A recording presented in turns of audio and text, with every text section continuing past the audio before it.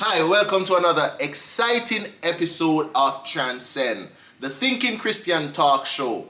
This week, I am happy, I am elated to have with us, sharing with us her journey as a mother, talking about motherhood. The lovely Miss Barbara Brown, a well-accomplished woman, a designer, a dressmaker, somebody that would have dabbled in a number of business, including catering. Today, I am happy to have her. She is the mother of 5 children, one being a really hot cup of chocolate, if I do say so myself. The Mr. Minister, soon to be Dr. Lennox Brown Jr., your boy truly. Forgive me, guys, I'm crazy.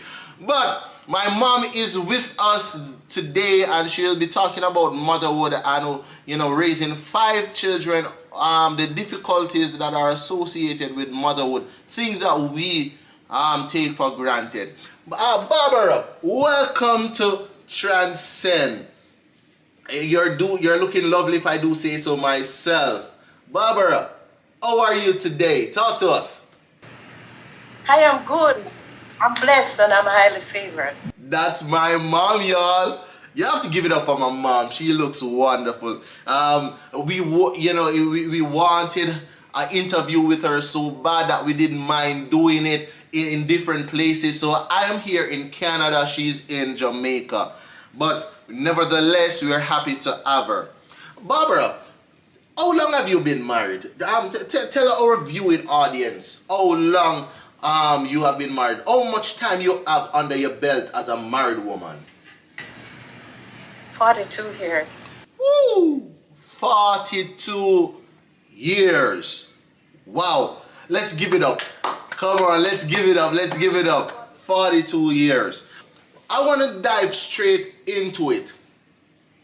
Talk to us, Barbara, about the challenges of, as a matter of fact, before we go there, you said that you have 5 children. Tell us, did you plan to have such a large family, and how did that go? Did you and Lennox wake up one day and say, hey, we want to have 5 kids? How did that play out? Didn't at all, never ever in my wildest dream think that I would have 5 kids. But they are here and I'm loving them and I'm enjoying them. To God be the glory. So, it's awesome that, as married couples, you are willing to roll with whatever comes, the punches that comes with marriage, including be it 2 children, 1 children, 5 children, or even, in some cases, no kids at all. But, that's what marriage is about. What are the challenges, though, that you face raising 5 children? Well, the challenge is that to raise 5 kids is never easy, especially when I work out. I didn't have the luxury of a washing machine back then. Woo! My God. Talk about it. And we make conscious decision that I'll stay home and take care of the kids and nurture them, because I used to have a taxi to pick them up for school. So every morning, my morning start from 4:30. So I get up 4:30 and I make them their meal. Every morning I cook meal. So hold on there, Barbara. You're saying that every single morning you get up at 4:30? Every single solitary morning I wake up 4:30. I start breakfast because remember, my husband has to go to work and he has to get his meal too. So I wake up 4:30. He got his meal, he left out. The taxi come for the kids at 7 o'clock. So they reach at school by 7:15 because it's not far away. That's St. Catherine Primary School. So we made decision that I would stay home and the kids and nurture them, collect them in the evening, that I'll be there for them in the evening. So when they come in the evening, collect them in the evening, they get their warm meal, I give them at least an half an hour to go play. But during that half an hour, they have to get their shoes well shined. They have to clean their shoes. Best believe they have their shorts and they are able to do it. I remember that. Yes. So I give them some time to play. Then when I said bath time, it's time to come inside and get the bath. And it's homework time, and it's time to supervise the book to see what they do at school during the days. And then no, during that time, they're not easy. Some they have a thing with the TV and the remote. Said one grab the remote first. They said I'm in charge. Because after homework they get a chance to watch the television, to watch their favorite show or cartoon, and each of them have their different favorite show.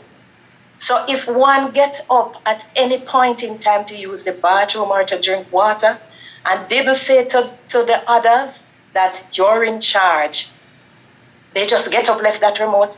Best believe it that they are losing that remote because they are going to say, you did not leave anybody in charge. Oh my God! So I would assume that you had a lot of fights to break up in the household at that time. Yes. I heard you mention that every morning at 4:30 you would get up and you'd give your kids and your husband a fresh cooked meal.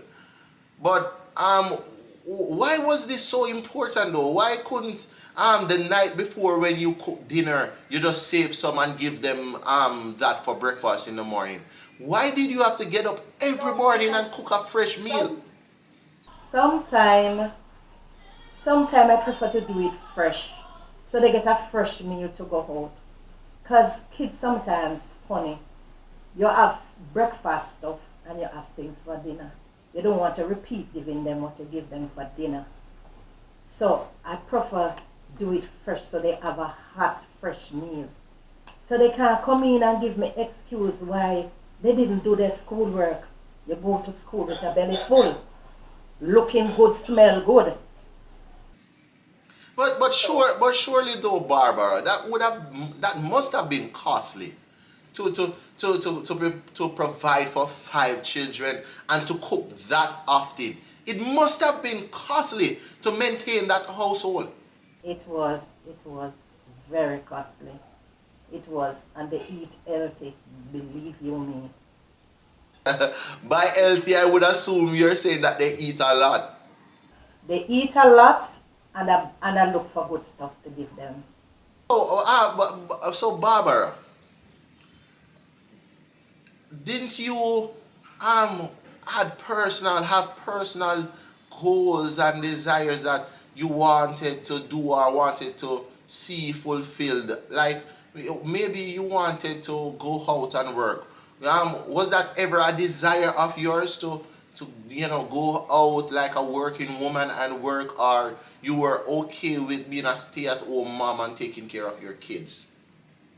Anybody know me? I love my own money. I love to count my own dollars. And I sit at home and I work it out. And I happen to accomplish going to fashion designing school at Garmex. And I complete that. And I stayed at home and I work my own money. I had to put food on the table and to clothe those kids. Give it up. I have to give it up for Barbara. As a matter of fact, I'm just going to get personal right now. I have to give it up for my mom. I remember those many Saturdays that she would take the bus, and she would take the bus from Kingston, from Spanish Town, all the way to Kingston, as she enrolled herself into fashion designing school.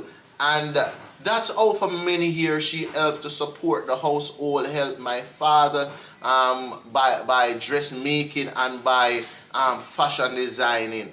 And I must say that she has done many weddings, many events, you name it, mom, she has done it. So I want to give her her roses today. I have to lift my hat after her and salute her. So we're going to move right along. I don't want to get too personal. We still have to keep it professional, y'all. But, I just had to interject that. How do you manage having a working husband, 5 kids to take care of, and balancing things that you like to do for yourself?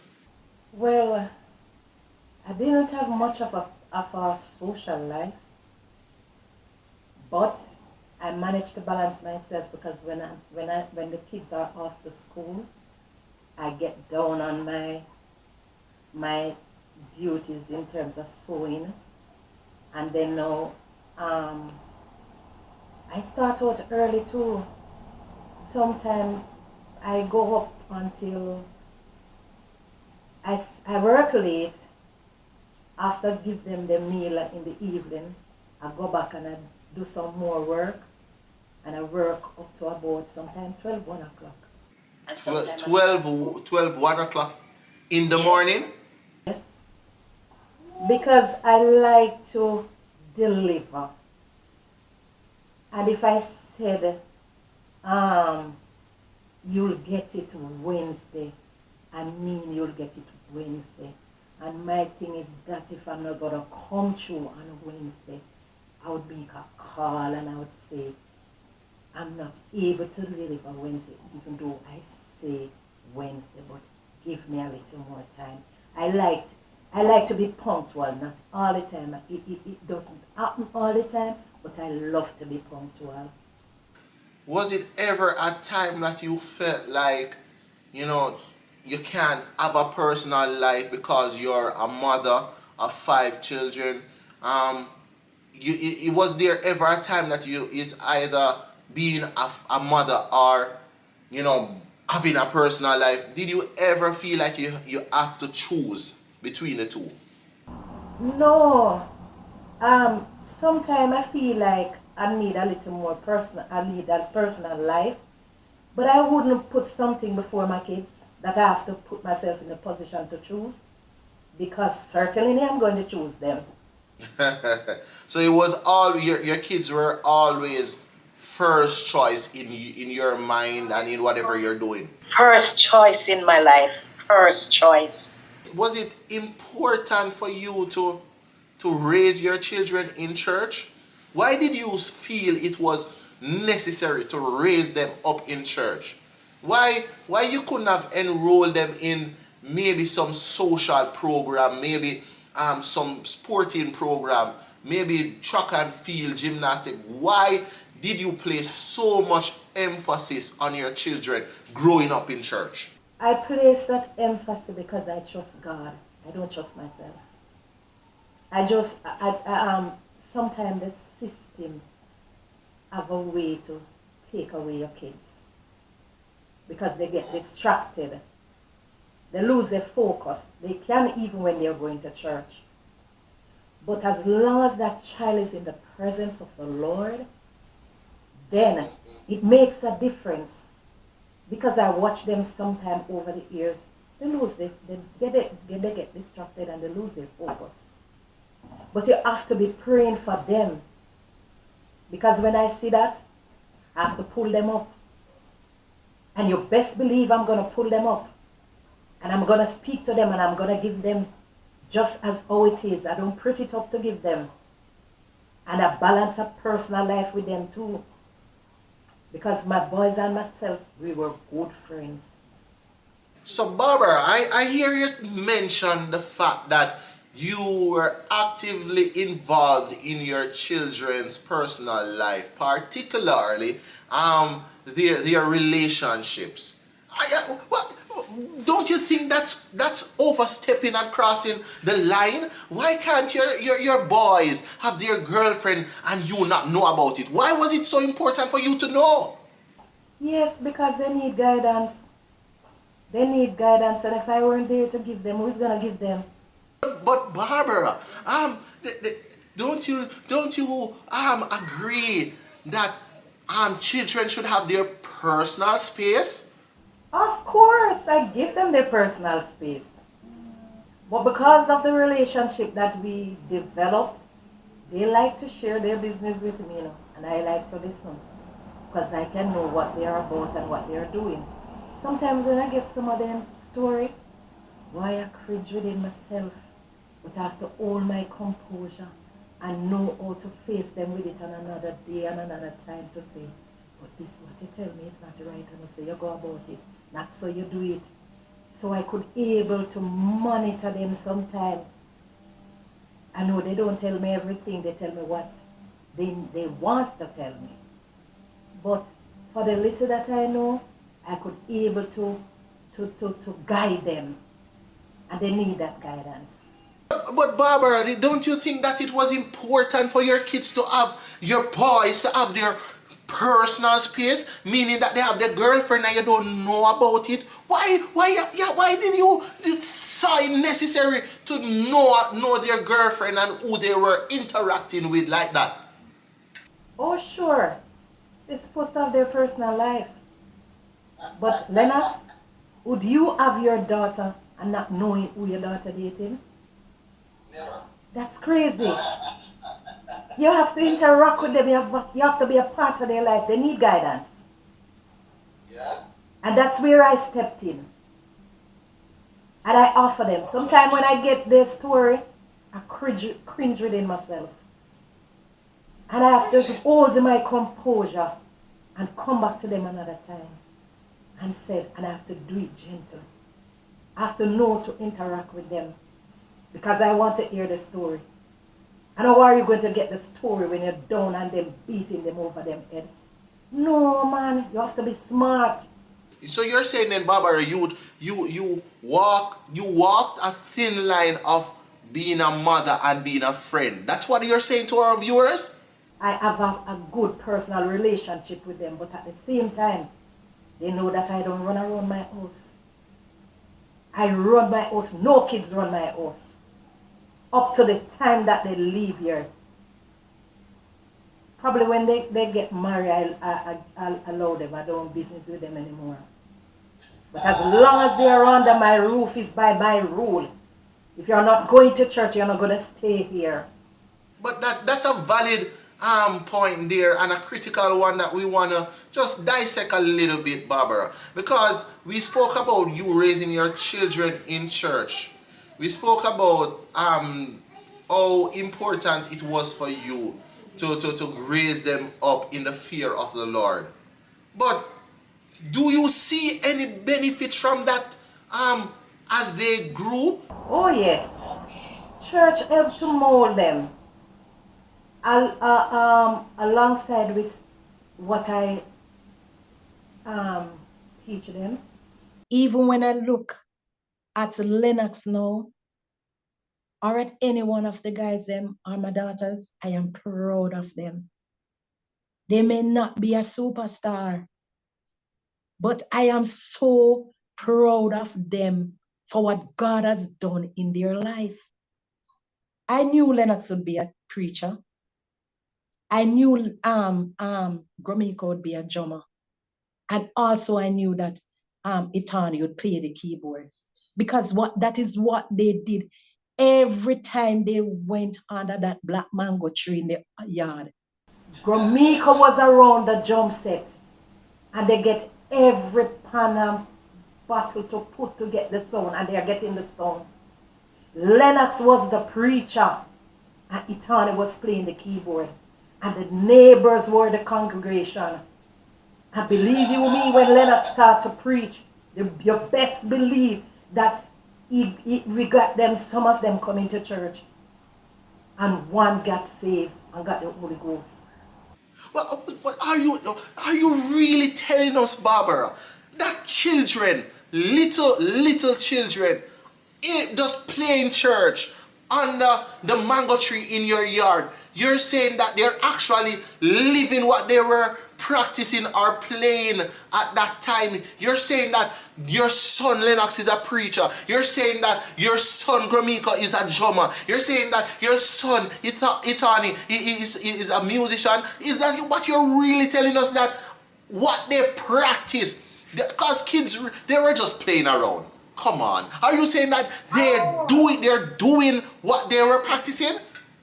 They were just playing around, but you best believe that they live what they learn. You best believe that. So in all our ways as parents, we have to teach them how to acknowledge God I remember one day we have a nice little bird, a talking parrot. And when that bird dead, we have a good funeral service down the bottom there under the mango tree. And the kids them cry over that bird because we love the bird. I'm not gonna lie, myself cry over the bird because I look forward to talk to her in the morning. And we have a good funeral service with the neighbors' kids coming over and Lennox preaching that sermon over the bird and bury the bird under the mango tree. So I could tell what my children are going to become because they were doing it actually from birth. Was there ever a time though, Barbara, that I know you mentioned what they were doing when they were young and they displayed signs of what they would have potentially become. But was there ever a time that your children they got derailed? They got distracted with the things of the world? Oh yes. Because Gromika got distracted with cricket. He loved cricket.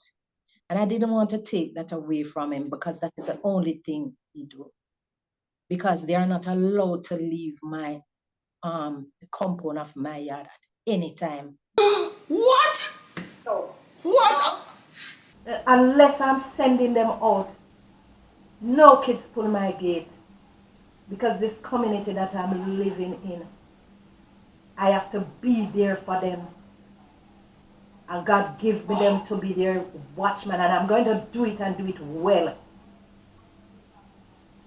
Yeah, and when they don't want to do what is right and what they have taught, ain't no Barbara Brown is gonna cook and give a lazy man. Like Lennox tell me, I'm not gonna wash any plate. Are you crazy? You're not gonna eat my food because I'm not gonna sin for you. The Bible said it's a sin to feed a lazy man. So you're saying that if your kids did not perform the duties that they were assigned, that they wouldn't get dinner to eat? you can't reward a lazy man. All I ask of them is to go to school and learn and come in and eat and drink and go to bed. And you want to eat but you don't want to wash the plate that you eat out of. Oh no. It is unacceptable. Barbara, you sound as if you believe that you should not spare the rod and spoil the child. My kids said I'm a rough mother. And you best believe they like it now. They said, Mom, thanks. I remember Lennox give the most trouble. Trouble. No. And I remember Lennox coming one day and he said, Mommy, don't call me Lennox anymore. I am Jalen. Because he was distracted. So he was hanging out with the wrong company.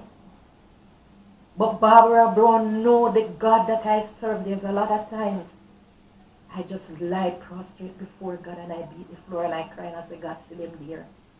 And you give me them. You have to set them straight. There are times when they're not doing well at school and they give in trouble. And I would say to Lennox and Ethan, God is going to flog you, and I watch God flog them in church several times. I put them on fasting. They were on shift school and they were on evening shift. And I make breakfast and I put them on fasting. No breakfast. And I go in the room with them and I shut away with them and I pray. They have to bathe first though. The shoes is clean, they bathe. And I'm not talking about 10-year-old, I'm talking about teenager. Grade 10, grade 9. They're on fasting inside my room and we are praying. Reading scriptures and seeking God. That is what I do with them. And when I see 12 o'clock, because the taxi, they go to Jonathan Grant. So they easy get a taxi, 15 minutes and they're at school. I said, time now. Put on your clothes, eat, drink some tea, because I'm giving them the tea, you know. I said, get a taxi now, go to school. I don't know what happened when they reach the school because they know kids is going to be kids. But they have to get in line with God. Have to. Are you saying that you put your adult boy boys on fasting while they were in school. So you took your faith and instilling faith in your children that seriously? That seriously. Yeah. God.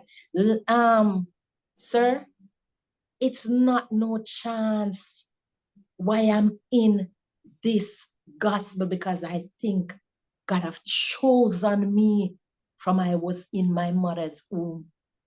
Yes, because I don't come from parents that go to church, but the Lord has saved me, and I am who I am today. So therefore, I'm not going to shortchange my kids when it come on to this great gospel, because I know who God is. I want to get to a critical one though, Barbara, because I know you mentioned about one of your sons that is a preacher, and it's the same son that you were saying came home and told you that he will now be going by the name Jalen. So he was going down the path of becoming a Rasta and all of that, I would assume. Uh, was this the case? Um, Chances are yes. I don't know which company he was in, but he come home and said, my name is now Jalen. And he talked to his siblings. My name is now like Jalen. I said, okay, Lennox. And the Sunday morning, I cooked jerk pork for dinner. And he loved it. And to be truthful, I was spiting him. I cooked stew pork one day in the week. And stew peas, he loves stew peas. And I cooked stew peas one more day in the week. So I find all the pork meal. And he walk and he look at that pot. And he kiss him teeth and he say, my God, you know, wicked.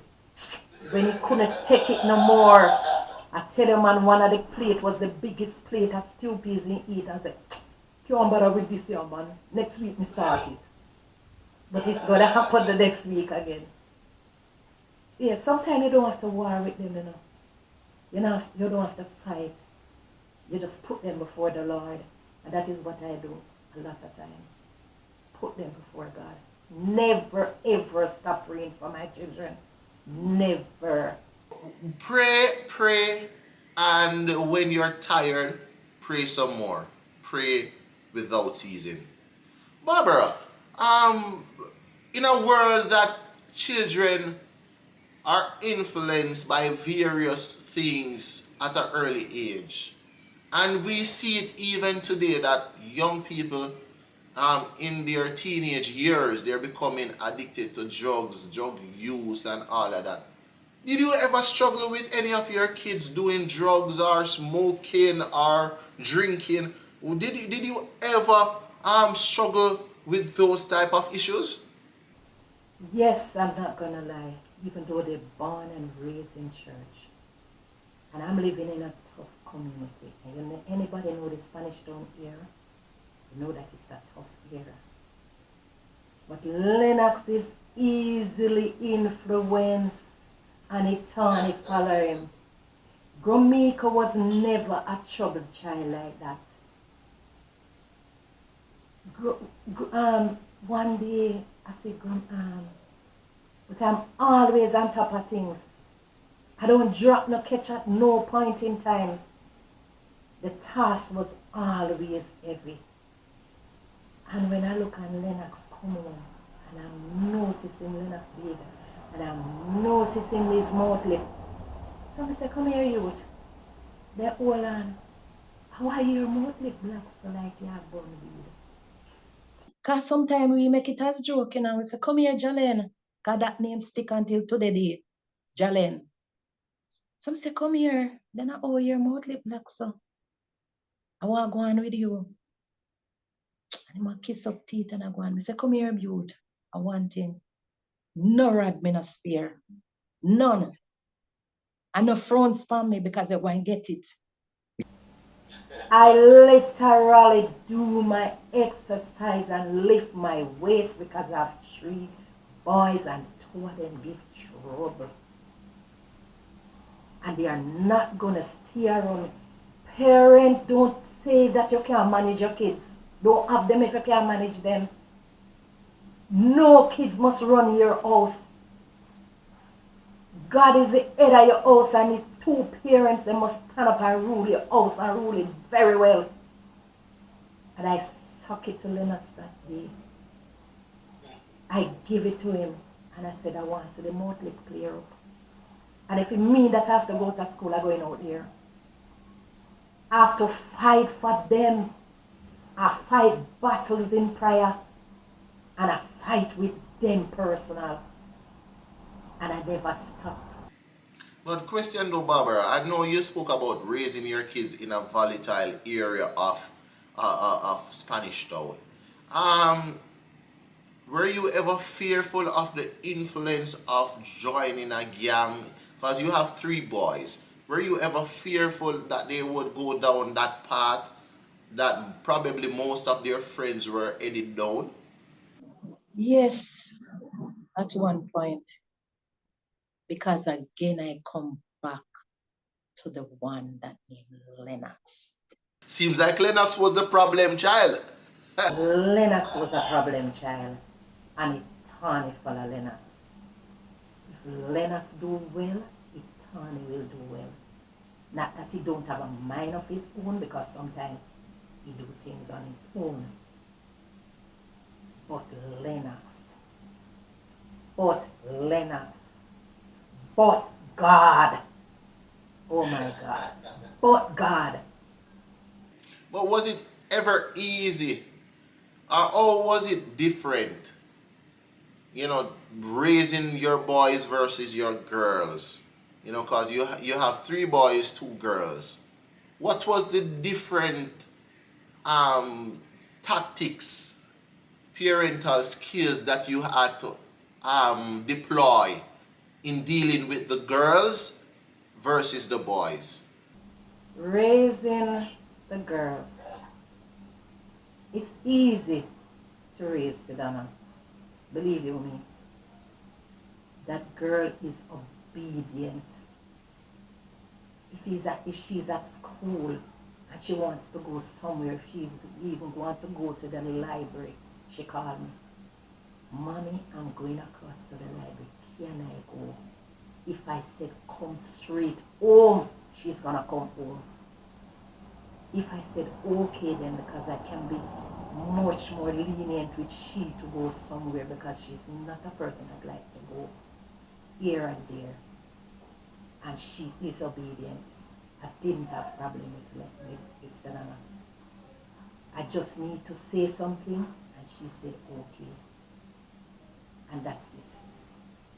With Alicia, oh my God, it's a second Lennox in a woman's body. She gives trouble. That girl keep me on my knees. She keeps me on my knees. So talented, so bright. Oh my God, but trouble. Oh my God. I am proud of her now. I'm watching her changing day by day, and I give God thanks. Have there ever been a point or a time in your life that you feel as if you want to give up, or you're sorry that you brought into this world 5 kids? Were there ever a point that you felt like I made a mistake with having so much children? Yes, but far and few. And most times it's just when the trouble, and I'm overwhelmed, but I try to be careful of the thoughts, because I have to still remember that while the thoughts is coming and bombarding me, I have to be there to pour in them, especially when negative things is saying about them. I have to be there for them, to pour in them, to let them know that they can make it. Because look here, right now, I'm proud of them. One thing that we can safely conclude thus far, you are a staunch defender of your children. How do you therefore handle conflicts and disagreements with members of your church community that maybe have their own opinion on how you should raise your child? When you're not in my home and you're not in my position, then you don't have an argument.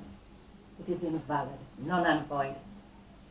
So sometimes I hear them say some things, I just shake my head because I know the God in whom I serve.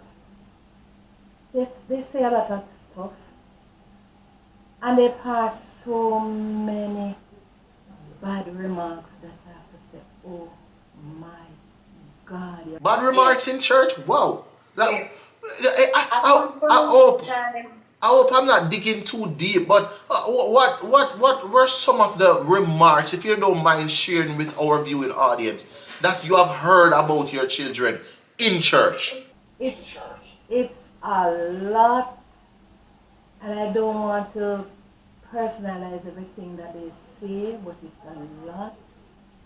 And at one point in time, Lennox said to me, Mom, if this is God and this is love, I don't want to be a part of it.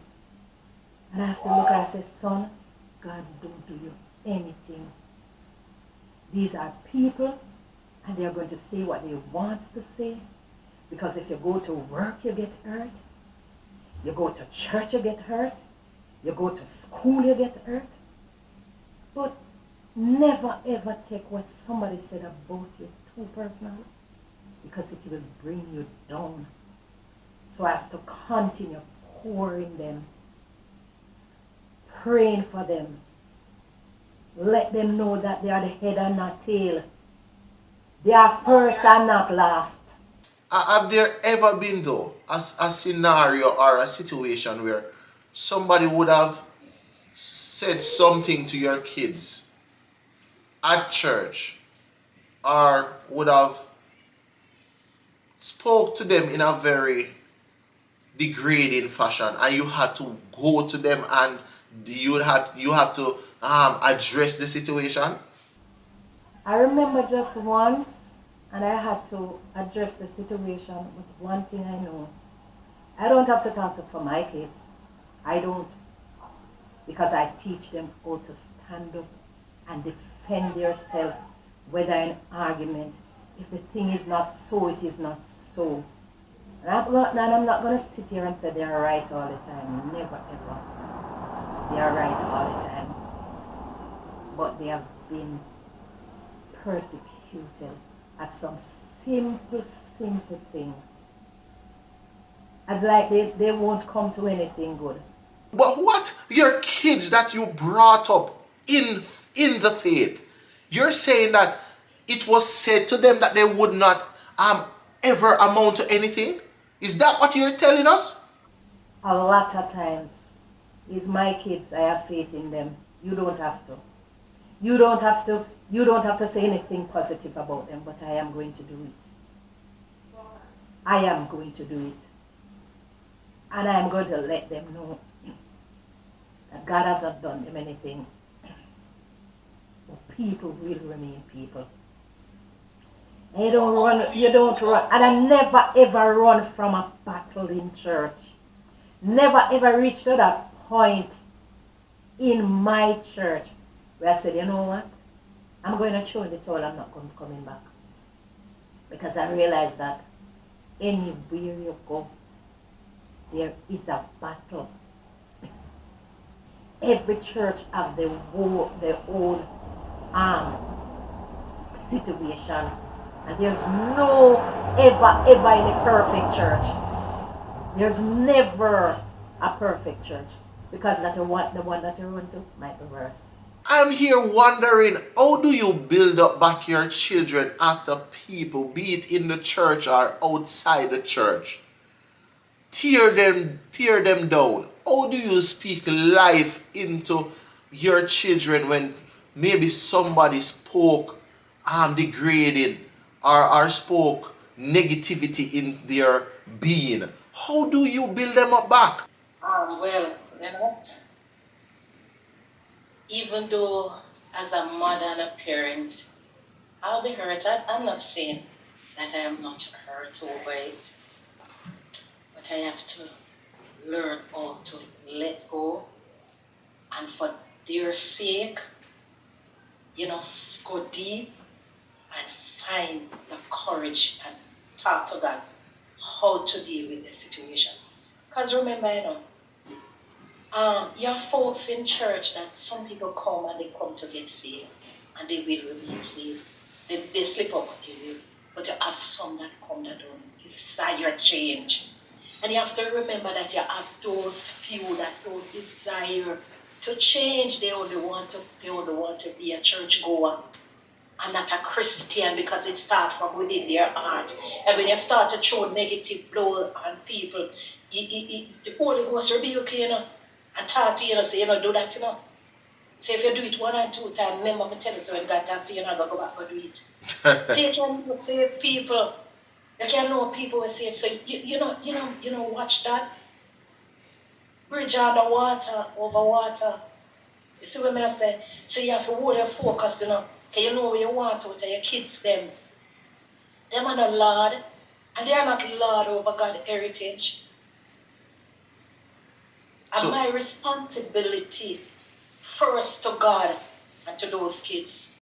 So you're saying then, Barbara, it was important for you to demonstrate to your kids the importance of blocking out negativity and keep treading on the path that you're on.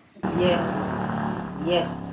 Wow. If you sit down to watch the naysayers and the time wasters, you get nowhere. So to make one step from here to there, you have to move your foot. And if you don't move your foot, you can't move none at all. You're not going nowhere. So sitting down and watching them and not making any strides for yourself, it don't make any sense.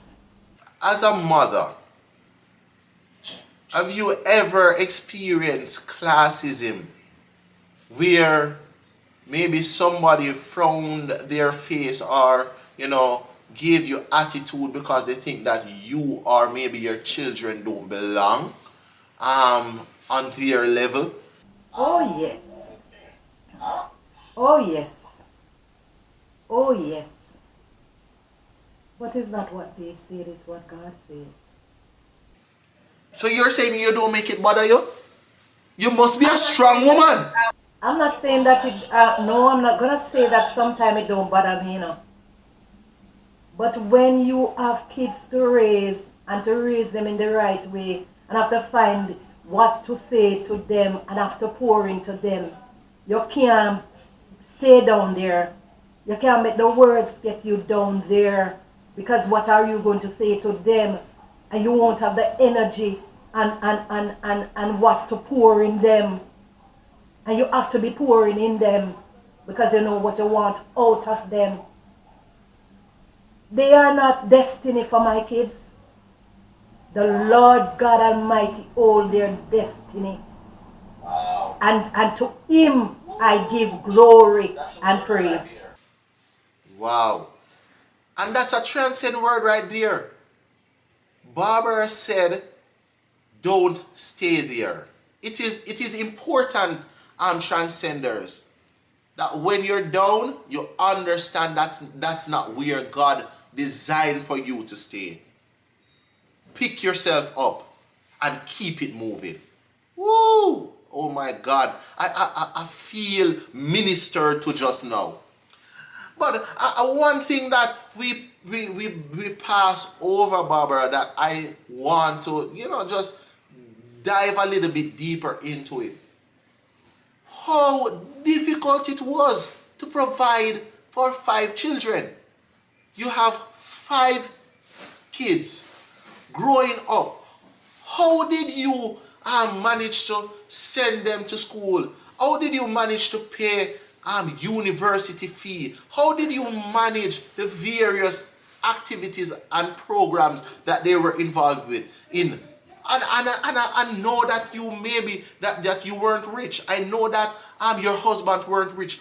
How did you manage? What were the things that you have to do to make sure that your kids were properly taken care of? It wasn't easy. It wasn't easy at all.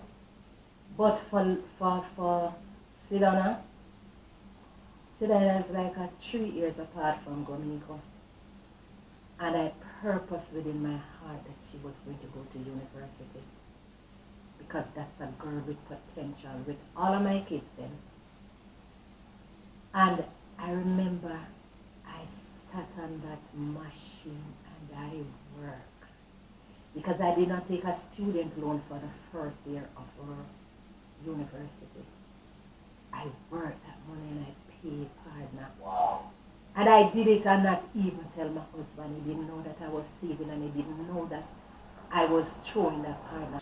So you're saying that you were in a partner, paying the partner, and your husband didn't know because you have. He doesn't know I saved up that money. Didn't know. I worked and I collect that money and I pay my partner. And I got sit on a first college fee. I worked it. When Gromiko leaves school, Gromiko focus a lot on cricket and lose out and the major subject that he should have gotten to move on.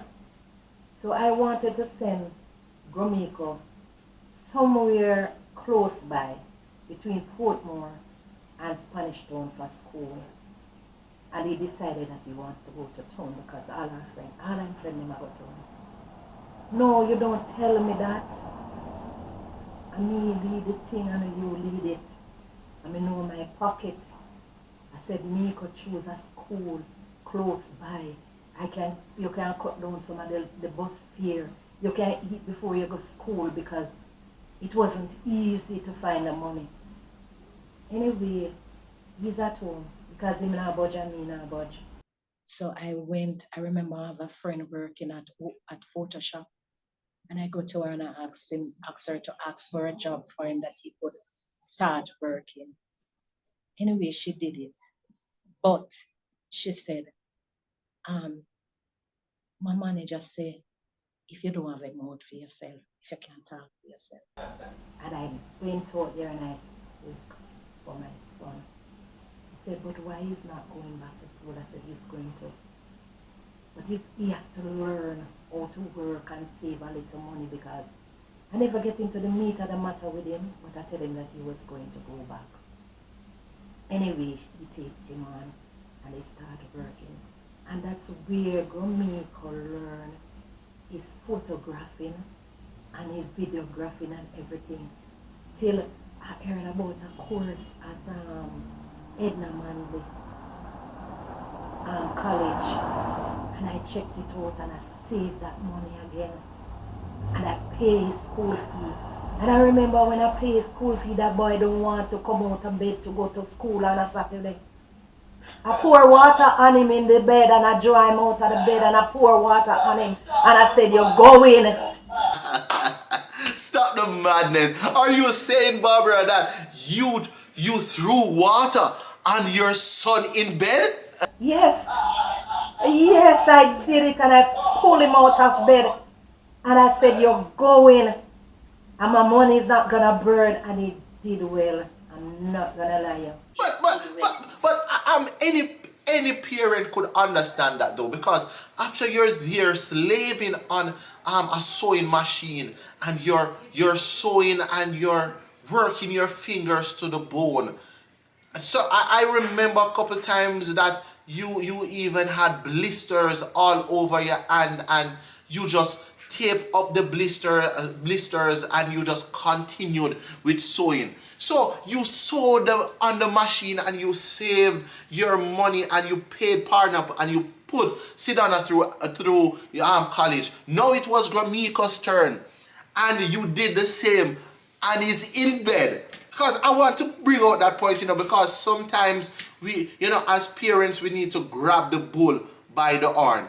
So you did just the same for Gromiko and he was in bed sleeping, don't want to go to school. Tell our audience what you did again. I pull him out of the bed. I pour water on him and pull him out of the bed. Because how he's going to take care of a family if he doesn't want to go out and work, if he don't want to achieve. Oh my God. I have to lift my hats off to you, Barbara, because that's how we get our young people to be responsible. You know, that's how we get them there. Oh my God. I tell you, Transcenders, that this is a powerful testimony of motherhood, of parenting. So, Barbara, was it always a case that you found it easy to support the decision of your children now that they're adults? Like, for example, maybe you had one of the your sons that decided that they want to go down this career path, or maybe your daughter wanted to do this career. Did you always support their decisions in their career path? Not all the way. Not all the time, because I remember when Itani and Lennox, and as I said before, Itani followed Lennox a lot.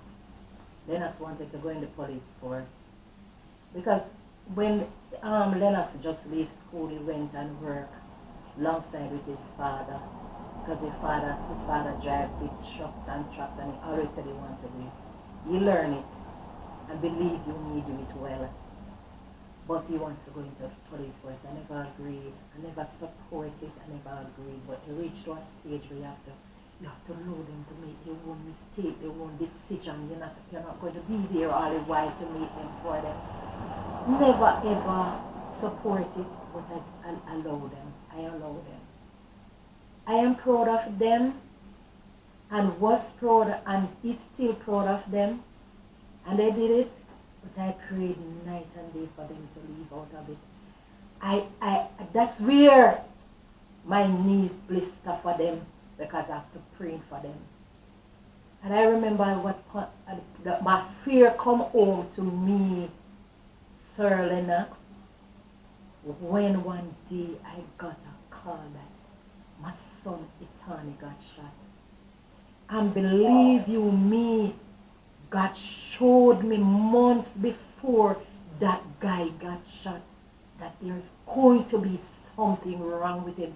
And I saw him in a not even sleeping in a vision, slump over his car steering, because he had a Prado at the time. He bought a Prado. And I said, oh Jesus, and I started to pray, because I remember I was working. And I started to bind it up and bind it up. I remember one night I went to my bed, and God said, get up and pray. And I lied down there and I said few little words, because I was so tired and beat. And God said, me say if you get up. Me say God literally draw me out of bed and put me on my 2 foot. And I stand up and I say, yes God, I'm going to be obedient. And I start to pray. God said, go down there with the olive oil now, because I was upstairs and they was downstairs in their room. And he said, go down there and anoint them now. And I remember I burst into Lennox's room. He was sleeping, and I just poured the olive oil. And God only said to me, pray, said mercy and favor. That's all God said I must say. And when I anoint Lennox and I pray and I say, God, favor and mercy, and I go into the room and I do the same. And when I done, come out from under the anointing and I go back and I lie down in the morning, they said to me, Mommy, what's wrong? I said, I don't know. Oh, glory to God. God said, pray, and said, cried for mercy and favor, and that is what I did. And I remember, for the whole time, God have me away. So when I get the call that my son got shot, I remember I was cutting some uniform, and I put down the scissors, and I went in my bedroom, and I was just like an ant, just up and down, didn't know. I don't even know if it's true. I don't even know what to say. But when somebody called me and said, Barbara, it's true, Itani got shot. Believe you me, I didn't shed a tear. I remember that I'm going to a mood now, a battle. And I closed my door. And I went, you think I was crazy. I went and I called for Jesus. And I went and said, when I called for the Almighty, and I said, Jesus Christ, have mercy. Me say, me want you know. Me say, help. You think that as a murderer hold me in my room, oh, me ball for help. And when I don't touch God, I literally hear the voice of God say to me, say, okay, I hear you. And you were doing all of this whilst he was still in the hospital, battling for his life. While battling for his life. Oh God Almighty. Alisa said, she's going out there. I said, I'm not going anywhere. I'm staying right here because if I go, who's going to stay to pray? Everybody out here are crying. I said, I'm not going. I remember an insurance lady called me, Miss Gravy, something like that she name, and she said, Mrs. Brown, are you not at the hospital? I said, no. She said, are you not going to put on your clothes and go there? The son is there battling for his life. I said, no. I said, when I'm out there, who's going to stay to pray, to see God on his behalf? And I touched God that day. I didn't even shed a tear, and I am an emotional person, and I didn't even cry. And I remember I didn't even know who to call. I remember, long after I remember to call Maurice, and I called my friend across the road, my teacher friend, she was at school. And when she get the news, she started to cry. She reached home, I didn't even know she reached home so quick. And she bust the gate and she started crying. And the Holy Ghost moved up on me.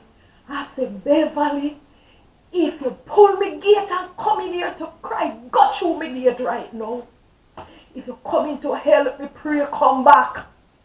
And she said, she is just a sassy person, but she never even say anything. She said, all right, B. All right. And she go over and she cry and she come back and she said, me ready to take it on now. And we were sitting there, and I remember God show me Eternity with the blood just spewing from his chest, and I said, and I started to cry out, and I said, God, in the name of Jesus, stop the bleeding. And I started to cry out to God. And she was there behind me, helping me. And then I calmed down and I sit, and I remember something after 6. Maurice called me because he went down to the hospital, and Maurice called me. And Maurice said, Barbara, Etani come out of surgery now, they pushed him out. And I remember oh my God, I remember Kobe River could not hold the tears that I cried for that boy. He's a purpose.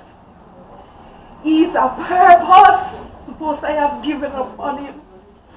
I remember when he go for his follow-up at the doctor. And Lennox carried him. And Lennox went to the doctor and he said, Doctor, thank you. Thank you for the job that you do.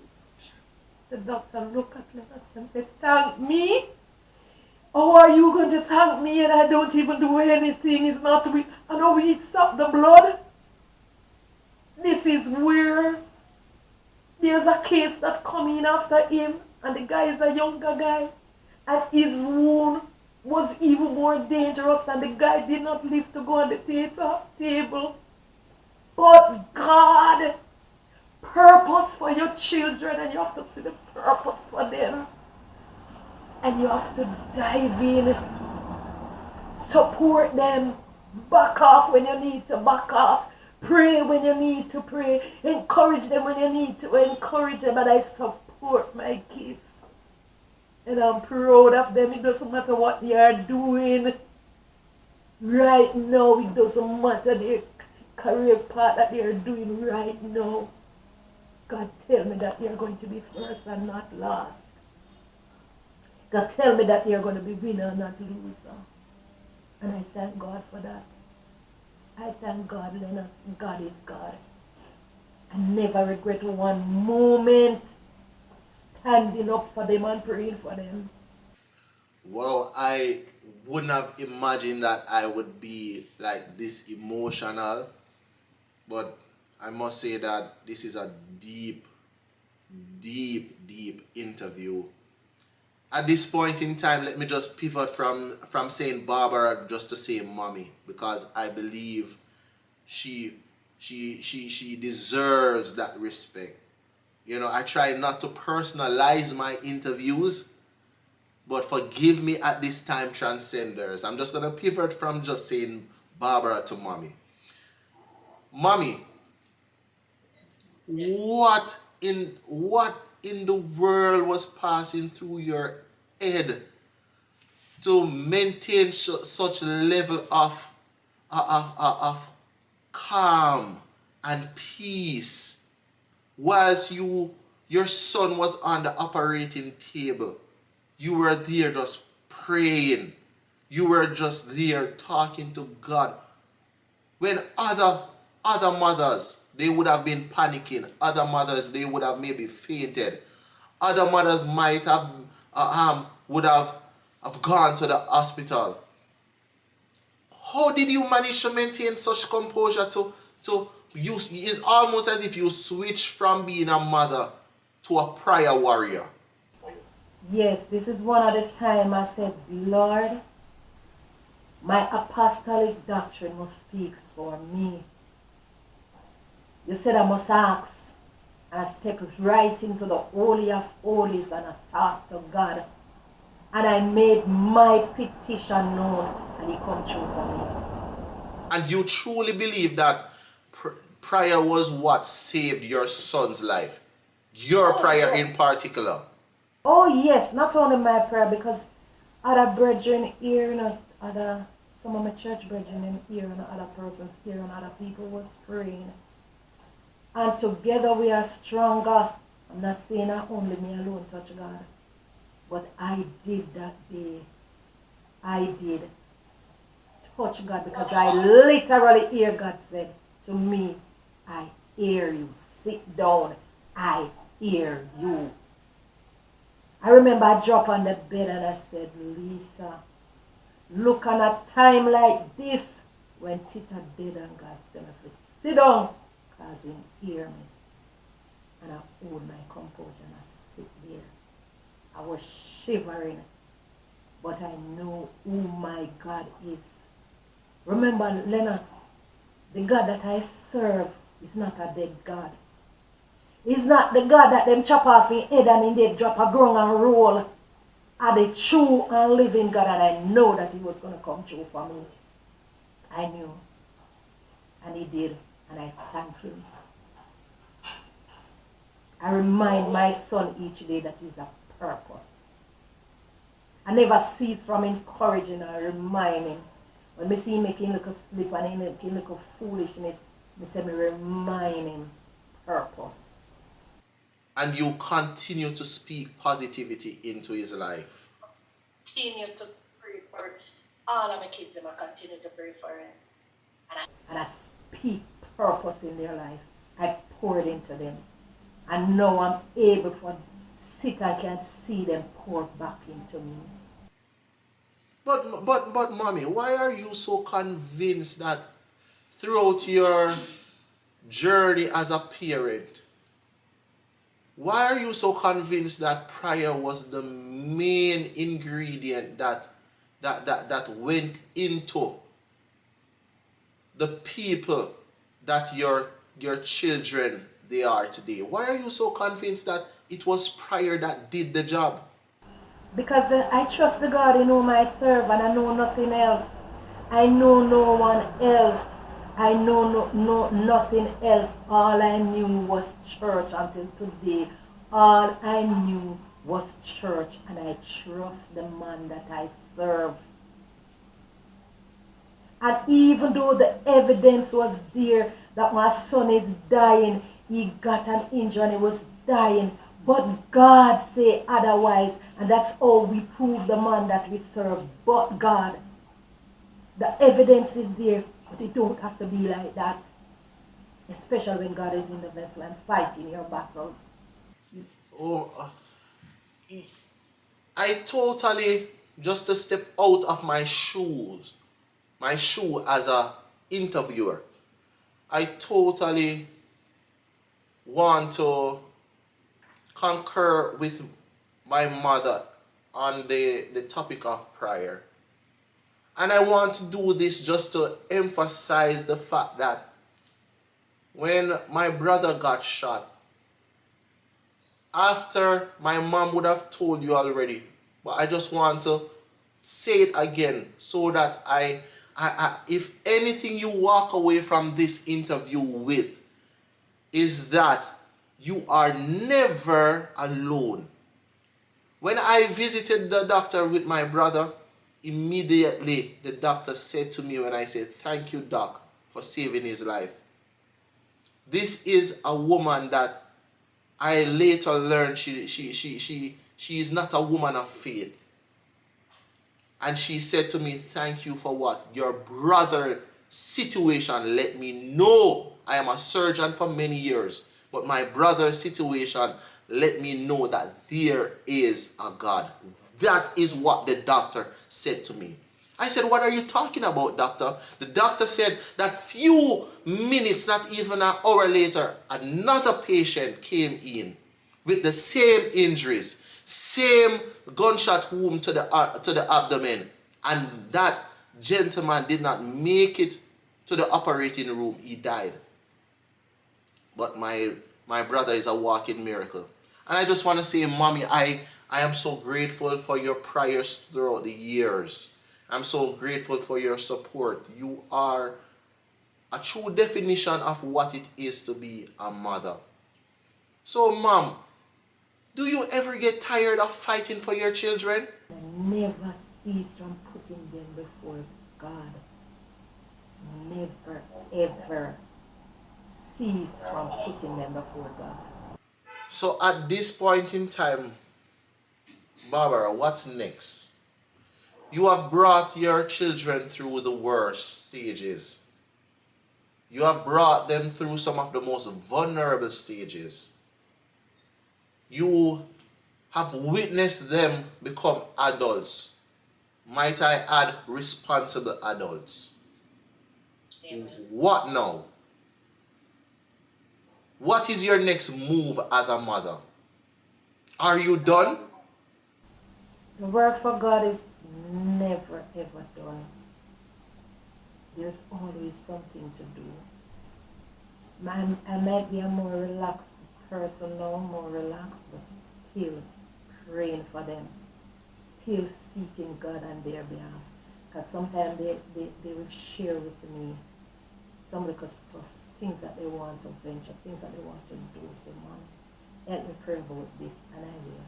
I pray with them. Are you now enjoying your role as grandmother? Talk to us a little bit about that role now. Switching from being a mother to a grandmother. Is it much different? Oh yes, I'll pray for my grandkids, but remember that they are not every day around me. And I prayed for them.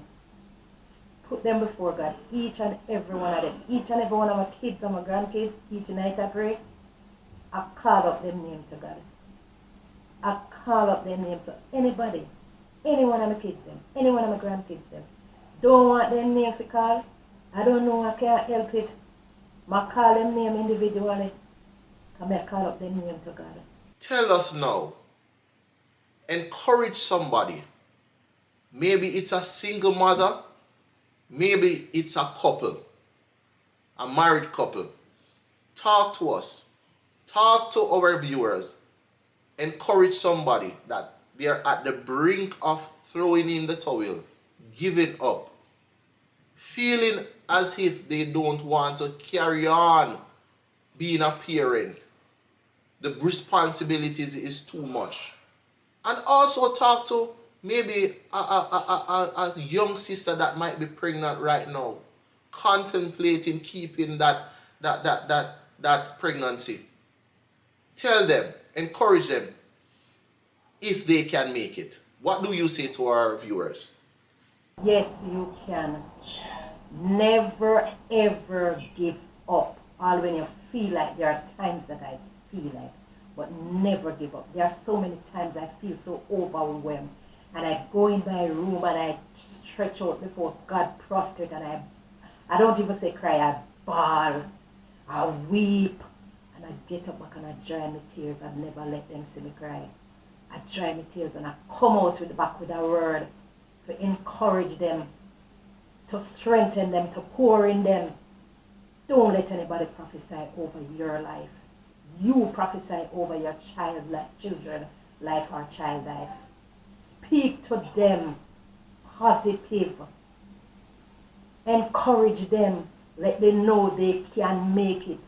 Even when they are giving you trouble, don't give up. One thing a spirit you must not do is to yield to them.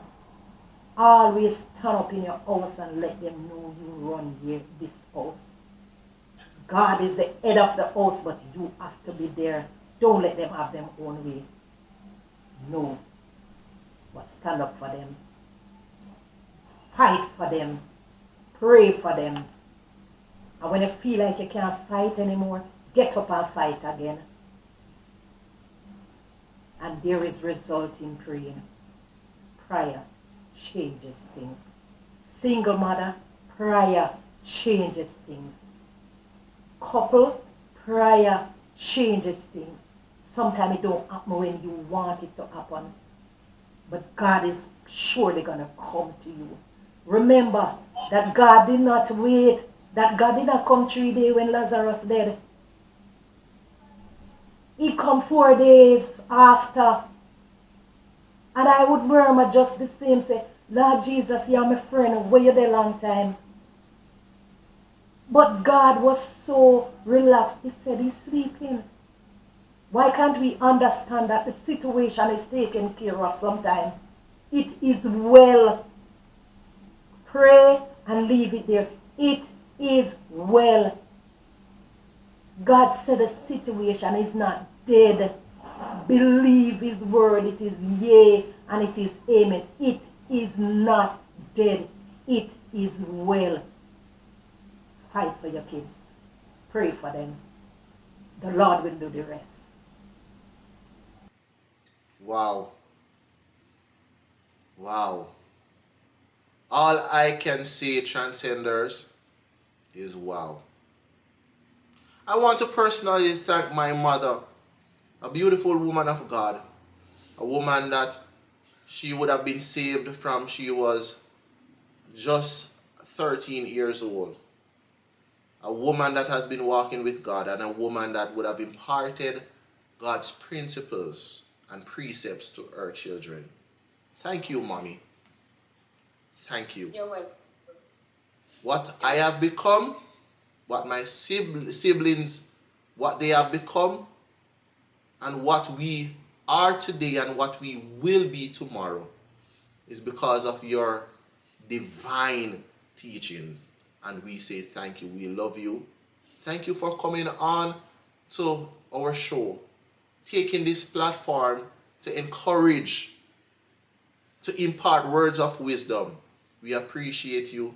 And I will not wait until, we are so separated by we feel to talk about it, but by death. God forbids. But I want to let you know today that I love and appreciate you. Thank you, and thank you. Transcenders, I want to leave you with this song that my mother, the lovely Miss Barbara Brown, she always sang in our household. It says, I trust in God. I know he cares for me. On mountain bleak or on the stormy sea, though billows roll, he keeps my soul. Mommy, could you finish that last line for me? My Heavenly Father watches over me. And there you have it, Transcend. Thank you for tuning in to another episode of Transcend, the Thinking Christian talk show. We're not about selling you any message that is not life-changing, because this talk show is about unlocking truth and transcending lives. Thank you for joining. Go ahead and share. If you were moved in this interview, by this interview, go ahead and click that share button. If you were encouraged by this interview, go ahead and click that subscribe button. Support us. Support what we're doing. Reaching the lost at any cost.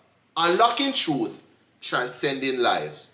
Thank you. Until next time, join us again for another episode of Transcend, the Thinking Christian Talk Show.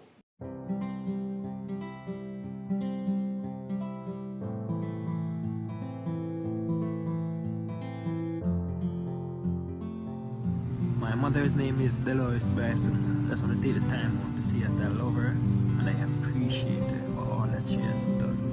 I love you, mother. Coming from your son, Andre Bryson. Hi, mommy. This is Syddonna Bryson Brown. I love you and I appreciate you, and I just want to tell you thanks for your hard work throughout the years. Thank you for pouring into us. Thank you for investing in us.